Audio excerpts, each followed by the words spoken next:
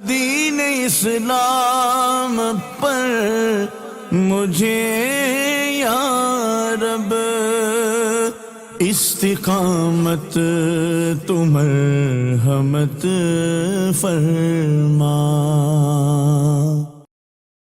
الحمدللہ رب العالمین والصلاة والسلام علی سید الانبیاء والمرسلین، اما بعد فاعوذ باللہ من الشیطان الرجیم، بسم اللہ الرحمن الرحیم۔ الصلاة والسلام علیک یا رسول اللہ، الصلاة والسلام علیک یا حبیب اللہ، الصلاة والسلام علیک یا نبی اللہ وعلی آلک واصحابک یا نور اللہ۔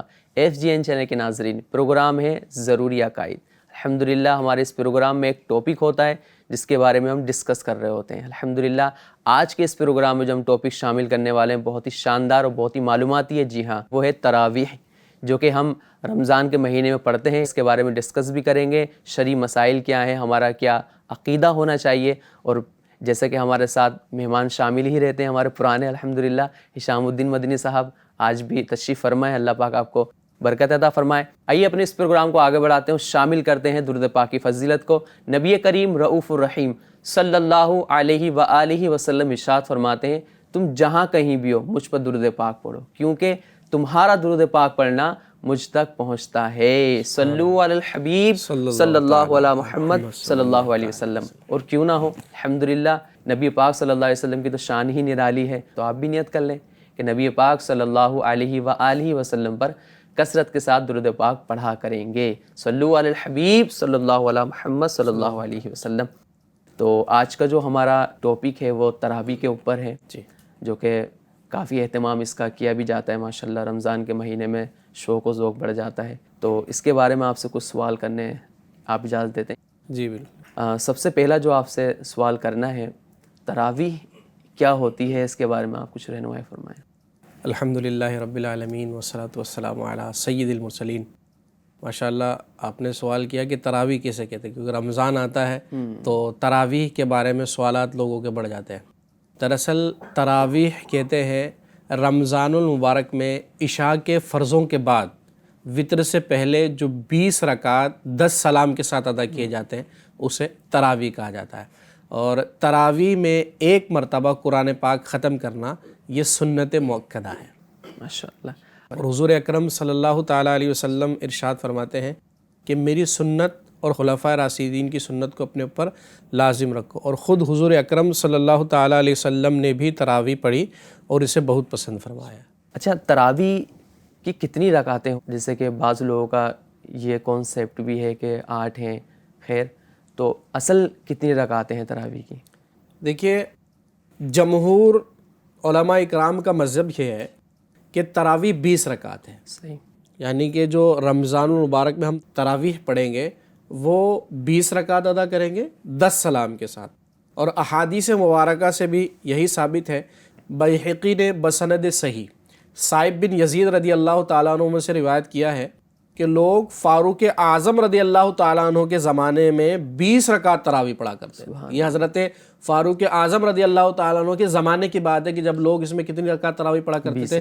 20 رکعت تراویح پڑھا کرتے تھے۔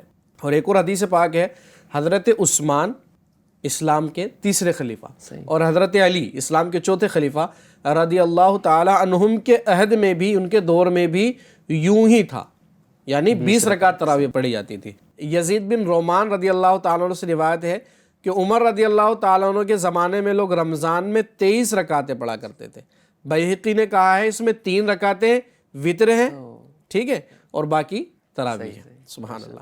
اور آپ کو میں شیر خدا حضرت مولا علی کرم اللہ تعالیٰ وجہ الکریم کے بارے میں بتاتا ہوں کہ ایک شخص کو آپ نے حکم فرمایا کہ رمضان میں لوگوں کو 20 رکعتیں پڑھائے۔ سبحان اللہ۔ نیز اس کے 20 ہونے میں یہ حکمت بھی ہے، جیسے کہ میں نے آپ کو بتایا کہ فرائض و واجبات کی تکمیل اس سے ہوتی ہے، کیونکہ فرائض کے جو دن بھر ہم فرائض ادا کرتے ہیں، ظہر، عصر، مغرب، عشاء، وطر، اب ان کی جب تعداد رکعت دیکھی جائے تو یہ 20 بنتی ہے، اور تراویح کی جو تعداد ہے وہ کتنی بنتی ہے؟ 20 بنتی ہے۔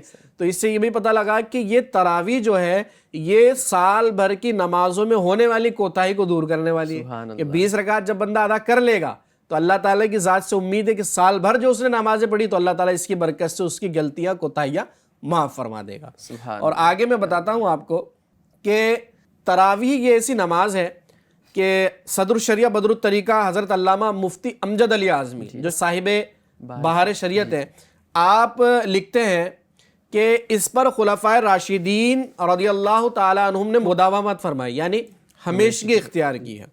اور نبی صلی اللہ تعالیٰ علیہ وسلم کا ارشاد ہے میری سنت اور سنت خلفائے راشدین کو اپنے اوپر لازم کر لو، یعنی میرا طریقہ بھی اپنے اوپر لازم کرو اور خلفائے راشدین کا طریقہ بھی اپنے اوپر لازم کرو. تو ہمیں اس سے پتہ لگتا ہے کہ حضور اکرم صلی اللہ تعالیٰ علیہ وسلم کے خلفاء جن کا بھی ہم نے ذکر سنا، انہوں نے اس پر جو ہے ہمیشگی اختیار کی ہے، اس کو اپنے معمول میں شامل کیا ہے. تو اس سے یہ بھی پتہ لگتا ہے کہ خلفائے راشدین بھی 20 رکعت تراویح پڑھا کرتے تھے. اور ایک اور میں آپ کو روایت سناتا ہوں کہ حضرت سیدنا عبداللہ بن عباس رضی اللہ تعالیٰ عنہ سے روایت ہے، فرماتے ہیں کہ ان رسول اللہ صلی اللہ علیہ وسلم کان یصلی فی رمضان 20 رکعتا والوتر، یعنی نبی کریم صلی اللہ تعالیٰ علیہ وسلم رمضان المبارک میں 20 رکعت ادا فرمایا کرتے تھے اور وتر بھی ادا فرمایا کرتے تھے. یعنی 20 رکعت تراویح الگ اور وتر الگ ہے. اور امیر المؤمنین سیدنا فاروق اعظم رضی اللہ تعالیٰ عنہ کا اپنے دور خلافت میں 20 رکعت تراویح کو رائج فرمانا، یعنی آپ نے اپنے دور خلافت میں 20 رکعت تراویح کو رائج فرمایا. ٹھیک ہے. صحابہ و تابعین، ائمہ مجتہدین اور محدثین رضی اللہ تعالیٰ عنہ کا 20 رکعت تراویح پر ہمیشہ عمل کرنا، یہ بھی دلیل ہے. اور 20 رکعت سے کم پر راضی نہ ہونا، یعنی وہ جو بھی پڑھا کرتے تھے صحابہ کرام ہو، تابعین ہو، خلفائے راشدین ہو، یہ سب 20 رکعت تراویح پڑھا کرتے تھے. میں آپ کو ایک اور روایت سناتا ہوں.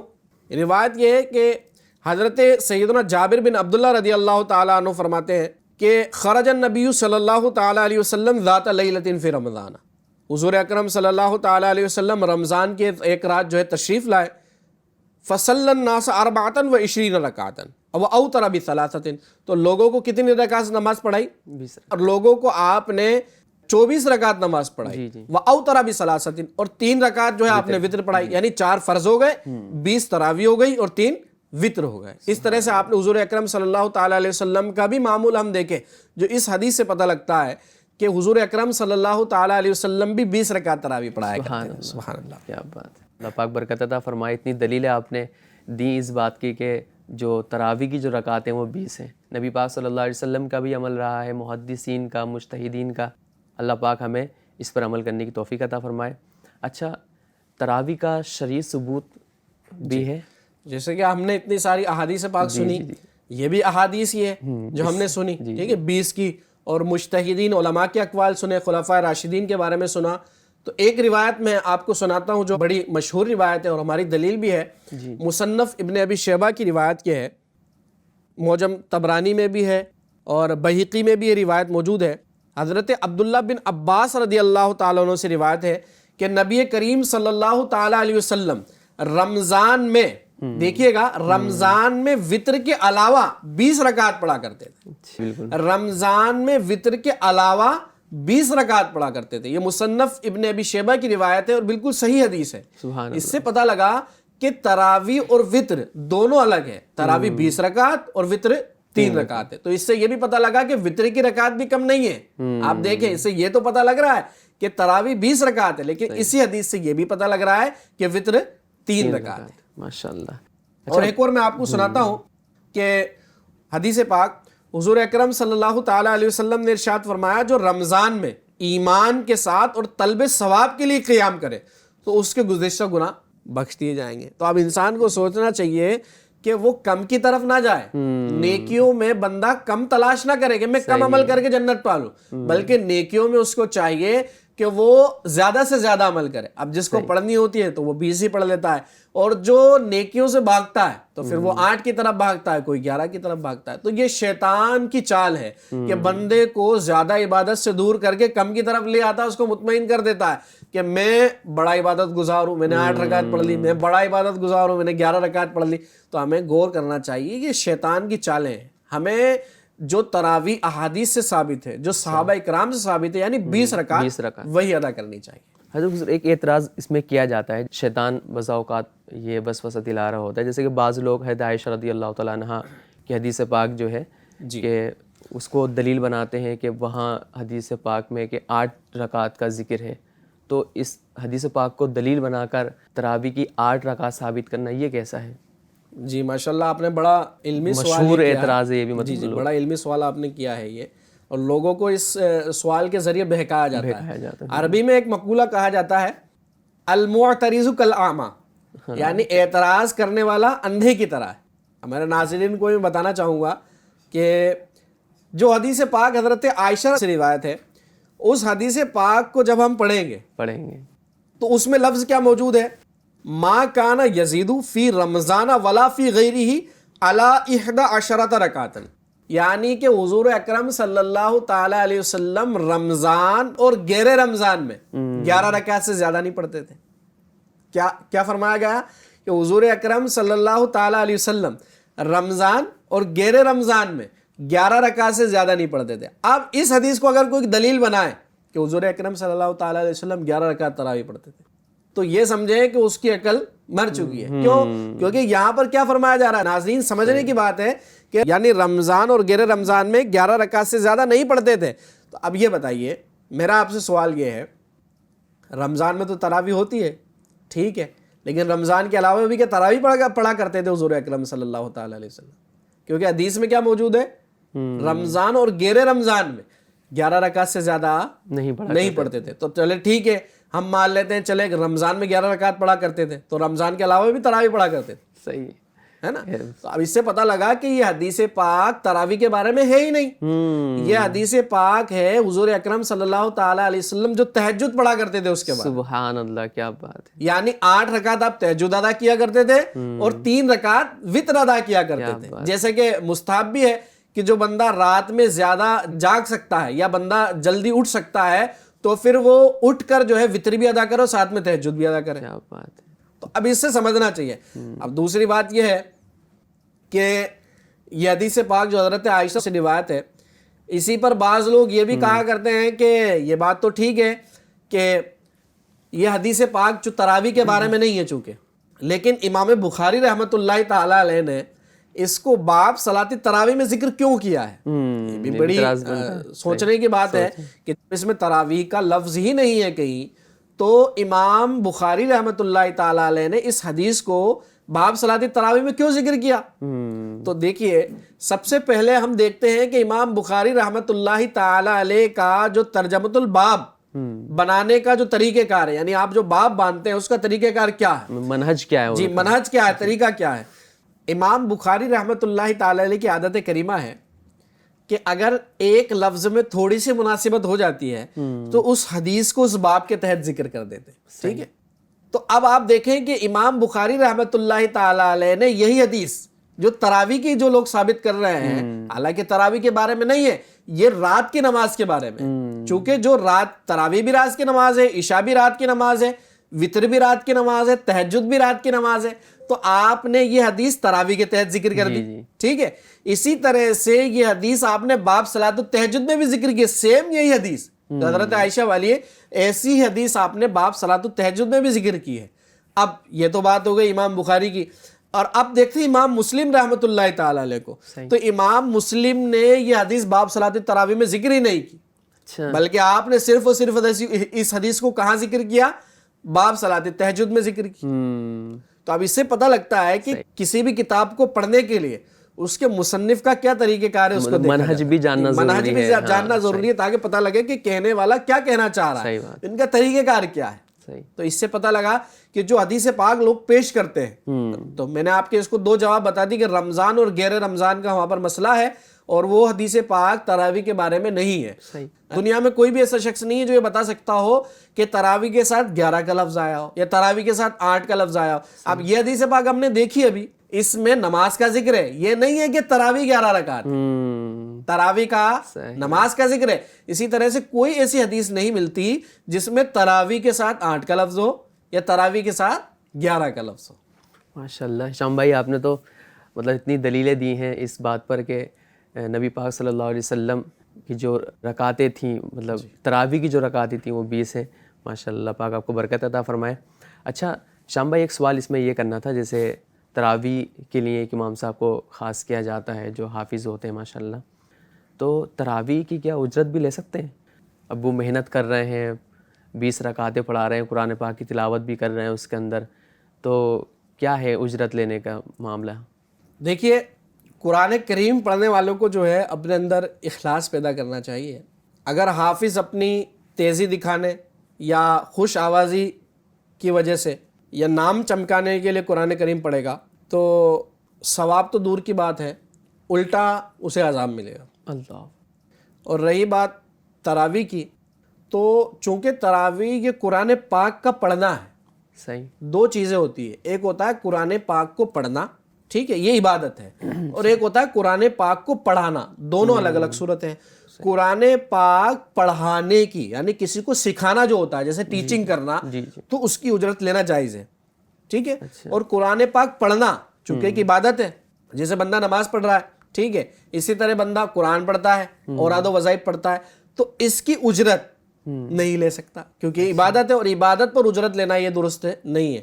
اب اس میں صورت یہ ہونی چاہیے کہ جو بندہ تراویح پڑھا رہا ہے وہ اپنے اجارے کی ایسی صورت بنائے کہ جو حلال ہو، جیسے کہ وقت کا اجارہ ہوتا ہے یا صرف عشاء کی نماز کا اجارہ ہو، اس طریقے پر جو ہے وہ اجرت لے سکتا ہے. مطلب وقت کا اجارہ کر لیا جائے. جیسے فار ایگزامپل اگر تراویح پڑھانے میں جو ہے اگر 1 گھنٹہ لگ رہا ہے تو 1 گھنٹے کا ہم اجارہ کر لیں اس وقت کا نا، بالکل اس میں اس سے کوئی بھی کام کروایا جا سکتا تو پھر اب وہ جائیں اس سے تراویح سنی جائے یا قرآن پاک کی تلاوت سنی جائے تو اس کے لیے وہ پیسہ لینا جو ہے جائز ہو جائے گا. ناظرین ابھی آپ نے سنا بھی کہ ویسے تو جو قرآن پاک پڑھتے ہیں تراویح ہو یا قرآن پاک مطلقاً پڑھنا ہو تو ان کے لیے تو اجرت یعنی پیسے لینا جائز نہیں ہے.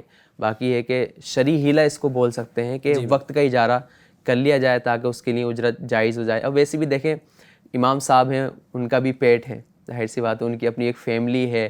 اب وہ جب فل وقت آپ کو دے رہے ہیں یا ہاف وقت دے رہے ہیں تو ان کو بھی اپنا گھر چلانا ہے، اپنے گھر میں راشن لے کر آنا. تو یہ الحمدللہ شریعت کی طرف سے ایک آسانی ہے کہ شرعی ہیلہ کر لیا جائے، وقت کا اجارہ کر لیا جائے. اور ہمیں تو چاہیے کہ اپنے جو امام ہوا کریں، جو تراویح پڑھانے والے ہیں، ان کو زیادہ سے زیادہ ہم جو ہے مطلب ان کی مدد کیا کریں. بالکل. تو اس سے کیا ہوگا انشاءاللہ ہمیں ثواب بھی ملے گا، کیونکہ ہمارے امام ہماری اصلاح کر رہے ہوتے. کہتے ہیں نا کہ جب ایک محلے میں ایک ڈاکٹر ہو تو ساتھ ہی ساتھ ایک عالم دین ہو، ایک حافظ قرآن ہو، تاکہ ہماری وہ دینی اعتبار سے ہماری اصلاح کر سکے. ماشاءاللہ. اچھا اس میں ایک سوال یہ کرنا تھا جو کہ بہت اہم بھی ہے، یہ کیا تراویح بدعت ہے؟ ہوتا نا بعض لوگوں کے ذہن میں کہ تراویح بدعت ہے، یہ کون سی نماز آپ لے کر آ گئے، یا رکعت کے اوپر ہی بدعت کا لفظ بول دیتے ہیں. تو بدعت کے بارے میں آپ کچھ ارشاد فرمائیں. دیکھیے ہر چیز کو بدعت کہنا یہ بے وقوفی ہے. سب سے پہلے اس بات کو سمجھنے کے لیے ہم بدعت کے بارے میں سمجھتے ہیں. صحیح. بنیادی طور پر بدعت کی 2 قسمیں ہیں، بدعت حسنہ اور بدعت سیئہ. بدعت حسنہ کسے کہتے ہیں؟ اچھی بدعت جسے کہا جاتا ہے ایسا نیا کام جو قرآن و حدیث کے مخالف نہ ہو، ہے نا، ایسا نیا کام جو قرآن و حدیث کے مخالف نہ ہو اور مسلمان اسے اچھا جانتے ہو تو وہ کام مردود اور باطل نہیں ہوتا. صحیح ہے نا، یعنی وہ کام شریعت میں کرنا جائز ہے. یہ تو بدعت حسنہ ہے، یعنی جو قرآن و حدیث کے خلاف نہ ہو، قرآن و حدیث کے خلاف نہ ہو. اب بدعت حسنہ کی آپ بہت ساری مثالیں دیکھ سکتے ہیں، جیسے کہ قرآن پاک کے اعراب دیکھیں، قرآن پاک پر زبر زیر پیش لگے ہوئے ہیں. حضور اکرم صلی اللہ تعالیٰ علیہ وسلم کے زمانے میں قرآن پاک پر زبر زیر پیش نہیں تھے. ٹھیک ہے. اب کوئی اگر کہے کہ بدعت جو ہے دین سے باہر ہے تو بھئی یہ دیکھا جائے گا کہ قرآن دین میں ہے کہ نہیں. جو قرآن آپ پڑھ رہے ہو، جو قرآن ہم پڑھ رہے ہیں اس پر جو زبر زیر پیش لگے ہوئے ہیں، نقطے لگے ہوئے ہیں، یہ حضور اکرم صلی اللہ تعالیٰ علیہ وسلم کے زمانے میں نہیں تھے، صحابہ کے زمانے میں بھی نہیں تھے، بلکہ اخیر دور میں تابعین کے دور میں جا کر قرآن پاک پر زبر زیر پیش لگائے گئے. تو اگر کوئی یہ کہے کہ قرآن پاک پر زبر زیر لگانا بدعت ہے تو پھر کیوں پڑھتے ہو بھائی؟ بغیر زبر زیر کے پڑھو. صحیح بات ہے نا، کیونکہ صحابہ کے زمانے میں نہیں ہے، حضور کے زمانے میں نہیں ہے، تو پھر بعد میں آیا وہ کیا ہے؟ بدعت ہے. دوسری بات یہ ہے کہ بہت سارے ایسے کام جو ہم کرتے ہیں، جیسے کہ قرآن پاک کو جلد کے طور پر شائع کرنا، احادیث کی کتابوں کو جلد کے ساتھ شائع کرنا، ختم بخاری کرنا. ٹھیک ہے. حضور اکرم صلی اللہ تعالی علیہ وسلم کی وصال کے بعد آپ کا گنبد بنوا دینا، تعمیر کروا دینا، حضور کے زمانے میں تو نہیں تھا. ٹھیک ہے. اسی طرح حرم شریف کی توسیع کر دینا، بڑے بڑے مینارے بنوا دینا، کعبہ شریف پر قیمتی غلاف لگا دینا. اس دور میں تو مسلمانوں کے ایسے حالات تھے کہ ان کے پاس اتنی رقم نہیں تھی کہ کعبہ شریف کی اثر و تعمیر کر سکے. تو اب کے دور میں کعبہ شریف کی جب تعمیر کی گئی تو قیمتی غلاف لگا دیا گیا. تو یہ حضور کے زمانے کے بعد ہوا. اگر بدعت ہوگا تو پھر یہ سب چیزیں بھی بدعت ہے, لیکن ایسا نہیں. یہ سب بدعت حسنہ ہے, یعنی اچھی بدعت ہے جو قرآن و حدیث سے نہیں ٹکراتی. یہ بدعت حسنہ ہو گئی. اب دوسری بات یہ ہے بدعت سیئہ کسے کہتے ہیں. تو بدعت سیئہ یعنی بری بدعت, جو بدعت اسلام کے خلاف صحیح یا کسی سنت کو مٹانے والی ہو, وہ بدعت جو ہے سیئہ ہے, اسے بدعت مذمومہ بھی کہتے ہیں. ٹھیک ہے, جیسا کہ بہت ساری ایسی چیزیں ہوتی ہیں جو شادی بیاہ میں ایسی رسمیں کی جاتی ہیں, ٹھیک ہے, جیسے جوتا چورائی کی رسمیں یا دوسری رسمیں, یہ ایسی چیزیں ہیں جو قرآن و حدیث کے مخالف ہے, خلاف ہے. تو یہ بدعتیں جو دین سے ٹکراتی ہیں یہ بدعتیں سیئہ ہوتی ہیں, بری بدعتیں ہوتی ہے جن کا کرنا درست نہیں ہے. اب رہی بات تراویح کی, ہم نے دونوں قسمیں سماعت کی ہے نا. اب رہی بات تراویح کی, تو تراویح کی جماعت یہ بدعت حسنہ ہے. امیر المؤمنین سیدنا عمر فاروق رضی اللہ تعالیٰ عنہ نے ماہ رمضان المبارک میں ایک رات میں مسجد میں لوگوں کو علیحدہ علیحدہ نماز پڑھتے ہوئے دیکھا. کہ دیکھا آپ نے کہ لوگ جو ہے جدا جدا نماز پڑھ رہے ہیں, اور کوئی اکیلا, تو کچھ حضرات جو ہے ایک ساتھ نماز پڑھ رہے ہیں. آپ رضی اللہ تعالیٰ نے دیکھ کر فرمایا کہ میں مناسب خیال کرتا ہوں کہ ان سب کو ایک امام کے ساتھ جمع کر دوں. لہذا آپ رضی اللہ تعالیٰ عنہ نے حضرت سیدنا ابی بن کعب رضی اللہ تعالیٰ عنہ کو امام بنا دیا. پھر جب دوسری رات تشریف لائے اور دیکھا تو لوگ باجماعت تراویح ادا کر رہے تھے, یعنی آپ نے ان کو مقرر فرما دیا کہ آپ ان کی امامت فرمائیں. اور جب دوسرے دن آپ تشریف لائے تو آپ نے دیکھا کہ لوگ ان کی اقتداء میں نماز پڑھ رہے ہیں. سبحان اللہ, یہ جملہ بڑا زبردست ہے. آپ نے کیا فرمایا, یہ کیا ہی اچھی بدعت ہے. سبحان اللہ, یعنی بدعت حسنہ ہے. ماشاء اللہ. بدعت کے تعلق سے ایک سوال اور کرنا تھا. ایک حدیث پاک بیان کی جاتی ہے کہ کل بدعت ضلالہ, کہ ہر بدعت جو ہے یہ گمراہی ہے. تو اس حدیث پاک کا کیا مطلب ہے؟ اب سمجھ میں تو یہی آ رہا ہے عبارت سے کہ ہر بدعت جو وہ گمراہی ہے, تو کہیں ذہن میں یہ آ سکتا ہے ناظرین کے کہ ہر بدعت گمراہی ہے. تو آپ نے کیسے کہہ دیا کہ جو ہے یہ بدعت حسنہ ہے, یہ ایسا ہے؟ اس کے بارے میں وضاحت فرمائیے. دیکھیے اس کا جواب یہ ہے کہ یہ حدیث پاک کل بدعت ضلالہ, ہر بدعت گمراہی ہے, اس سے مراد جو ہے وہ جب ہم اس حدیث کی شروحات کو دیکھتے ہیں, حدیث کو سمجھنے کے لیے حدیث کی شروحات کی طرف جایا جاتا ہے. تو اس سے مراد بدعت سیئہ ہے, جس کے بارے میں ہم نے بھی سنا. کیونکہ اگر یہ کہہ دیا جائے کہ ہر بدعت گمراہی ہے, تو جو یہ کہنے والا ہے وہ خود بھی تو حضور اکرم صلی اللہ تعالیٰ علیہ وسلم کے زمانے میں نہیں تھا, تو وہ خود بھی بدعت ہوا. ٹھیک ہے, ہاں, چونکہ اس حدیث کو سمجھنے کے لیے کہ ہر بدعت گمراہی ہے, تو اس کو سمجھنے کے لیے میں آپ کو ایک حدیث پاک سناتا ہوں. حضور اکرم نور مجسم صلی اللہ تعالیٰ علیہ وسلم ارشاد فرماتے ہیں, ہر وہ بدعت جس سے اللہ اور اس کے رسول صلی اللہ علیہ وسلم راضی نہ ہو, تو اس گمراہی والی بدعت کو جاری کرنے والے پر اس بدعت پر عمل کرنے والوں کی مثل گناہ ہے. اللہ اکبر. اسے گناہ مل جانا لوگوں کے گناہوں میں کمی نہیں کرے گا, اس کو الگ گناہ ملے گا, اور جس نے اس کام پر عمل کیا تو اسے بھی گناہ ملتا رہے گا. ایک اور حدیث ہے بخاری شریف, فرمان مصطفیٰ صلی اللہ تعالیٰ علیہ وسلم ہے, من احدث فی امرنا ھذا ما لیس فیہ فہو رد. یعنی جو ہمارے دین میں, دیکھیے گا, جو ہمارے دین میں ایسی نئی بات پیدا کرے جو اس میں نہ ہو وہ مردود ہے. ان احادیث مبارکہ سے معلوم ہوا کہ ایسی نئی بات جو قرآن و حدیث کے خلاف ہو وہ بدعت گمراہی ہے, نہ کہ وہ بات جو قرآن و حدیث کے مطابق ہو. بدعت حسنہ ہو وہ بدعت گمراہی ہرگز نہیں ہے. ماشاءاللہ. ناظرین, ابھی آپ نے ملاحظہ کیا کہ ہر بدعت یہ گمراہی نہیں ہوتی. اگر ایسا ہوتا تو تراویح کی جماعت ہے, مدارس کے اندر جو درس نظامی کا جو سلسلہ ہے, جو طریقہ کار ہے, وہ بھی بدعت ہو جاتی ہے نا, وہ بھی گمراہی ہو جاتی, جبکہ ایسا نہیں ہے.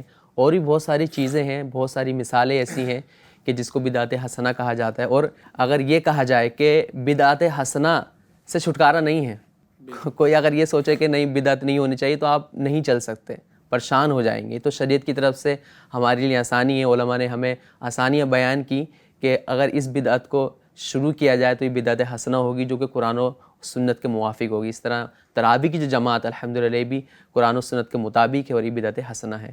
اچھا, سب سے آخری سوال آپ سے کرنا ہے کہ تراویح کی نماز ہم پڑھتے ہیں تو اس کے اندر کچھ بیسک باتیں ہوتی ہیں, جیسے کہ کس پر یہ تراویح ضروری ہے, اس میں کیا کیا ہوتا ہے، تو تراویح کے متعلق مدنی پھول ارشاد فرمائے جو تراویح کے لیے بیسک ہوں۔ دیکھیے تراویح 20 رکعت ہے، صحیح، اور ہر عاقل بالغ مسلمان مرد عورت پر تراویح سنت موقدہ ہے، ٹھیک ہے۔ تراویح کی جو جماعت ہے وہ سنت موقدہ ہے، یعنی اگر مسجد کے سارے لوگوں نے چھوڑ دی تو سب جو ہے اصاعت کے مرتکب ہوئے، گناہ کے مرتکب ہوئے، یعنی سب نے برا کیا۔ اور اگر چند افراد نے با جماعت پڑھ لی تو تنہا پڑھنے والا جماعت کی فضیلت سے محروم رہا، یعنی کہ اگر چند لوگ مسجد میں جمع ہو کر جماعت سے پڑھ لیتے ہیں تو تراویح بے شک ہو جائے گی، اور جو اس کے علاوہ باقی لوگ ہیں جس نے گھر پر پڑھی تو اس کی بھی تراویح ہو جائے گی، اس پر گناہ نہیں ہے، لیکن وہ جو جماعت کی فضیلت ہے اس سے محروم ہو جائے گا۔ صحیح، ٹھیک ہے۔ اور دوسری بات یہ ہے کہ تراویح کا وقت کب ہے، یہ بھی ایک سوال ہے۔ تراویح کا وقت عشاء کے فرضوں کے بعد اور وتر سے پہلے، وتر سے پہلے، جی وتر سے پہلے تراویح ادا کی جائے گی۔ اور ایک اور بات میں بتا دوں کہ اگر عشاء کے فرض ادا کرنے سے پہلے اگر کسی نے تراویح پڑھ لی تو اس کی تراویح نہیں، کیونکہ وقت ہی نہیں ہوا، تو تراویح کیسے ہوگی۔ اور دوسری بات یہ ہے وتر کے بعد بھی تراویح پڑھی جا سکتی ہے، ایسا نہیں ہے کہ کسی نے وتر پڑھ لیا تو اب کیا تراویح چھوڑ دے گا، ایسا نہیں ہے، فرض نہیں ہے، ضروری نہیں ہے ایسا، لیکن یہ طریقہ کار یہ طریقہ کار یہ ہے کہ بعد میں وتر پڑھے جائیں آخر میں۔ لیکن اگر کسی نے وتر پڑھ لی ہے اس کے بعد پھر 20 رکعت تراویح پڑھتا ہے تو اس کی تراویح بالکل ہو جائے گی۔ اور مستحب یہ ہے کہ تراویح تہائی رات کے تک پڑھے، یعنی تہائی رات تک تاخیر کر کے پڑھے، اگر آدھی رات کے بعد پڑھے تب بھی کوئی مکروہ نہیں ہے۔ اور تراویح میں پورا قرآن پاک ختم کرنا یہ سنت موقدہ ہے، یعنی کہ بعض جگہ ایسا ہوتا ہے کہ تراویح جو ہے علم ترا سے پڑھی جاتی ہے، دیگر صورت اختیار کی جاتی ہے، تو بہتر یہ ہے، یعنی سنت موقدہ یہ ہے کہ جہاں میسر آئے وہاں پورا قرآن پاک مکمل کیا جائے۔ ماشاءاللہ، نہیں رمضان کی برکت سے ہمیں پورا قرآن پاک سننے کی بھی سعادت مل جاتی ہے، اور جو پڑھتے ہیں ان کو بھی ماشاءاللہ پڑھنے کی سعادت مل جاتی ہے۔ ناظرین، آپ نے آج کے اس ٹاپک پہ یعنی تراویح کے متعلق عقائد بھی سنے اور جو شرعی مسائل ہیں وہ بھی سنے، کچھ اعتراضات جو کیے جاتے ہیں تراویح کو لے کر وہ بھی آپ نے ملاحظہ کیے، تو ماشاءاللہ بہت پیاری پیاری باتیں آپ نے آج سیکھی بھی ہیں۔ تو اسی طرح کے پروگرام الحمدللہ ہم لاتے رہتے ہیں، ہمارے اس طرح کے ٹاپکس بھی ہوتے ہیں، تو آپ سے گزارش یہ ہے FGN چینل آپ دیکھتے بھی رہیں، سبسکرائب بھی کریں، شیئر بھی کریں، تب تک اپنا خاص خیال بھی رکھیں۔ ملیں گے انشاءاللہ اپنے پروگرام میں ایک نئے ٹاپک کے ساتھ۔ صلو علی الحبیب صلی اللہ علیہ محمد صلی اللہ علیہ وسلم۔ دین اسلام پر مجھے یا رب استقامت تو مرحمت فرما۔